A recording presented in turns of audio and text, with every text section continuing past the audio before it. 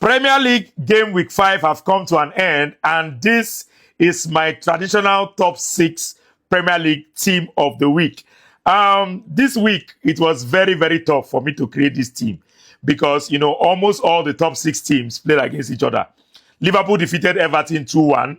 Brilliant game from Liverpool. They played very, very well. Controlled the game in the first half. In the second half, they lost their way a little bit, but they got the victory at the end of the day.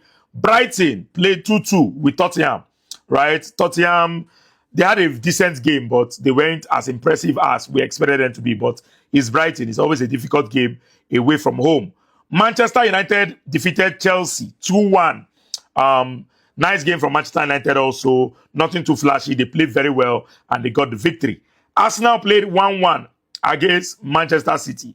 It was a game where Arsenal totally dominated against Manchester City. Man City didn't really do much. So let's go straight into the team.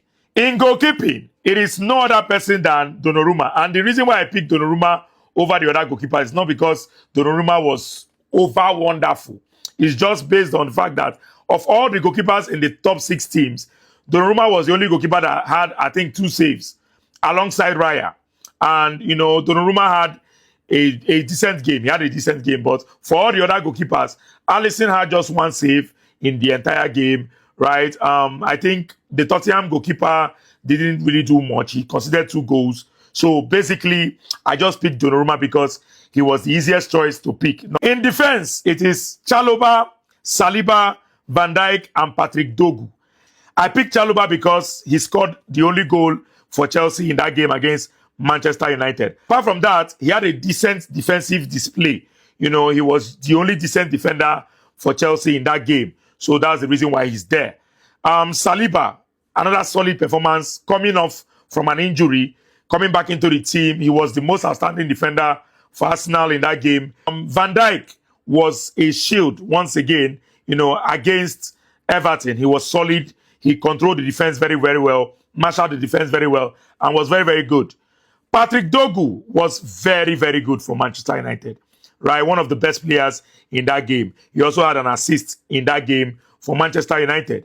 Then in the midfield, I have Gravenberch, I have Bruno Fernandes, and I have Tijani Reinders. Now, Gravenberch, for obvious reasons, I think Gravenberch was the most outstanding player this week, and he has appeared in my team back to back. This time around, he scored a goal, he gave an assist, totally dominated that first half, controlled the first half in terms of midfield play. He was super, super brilliant.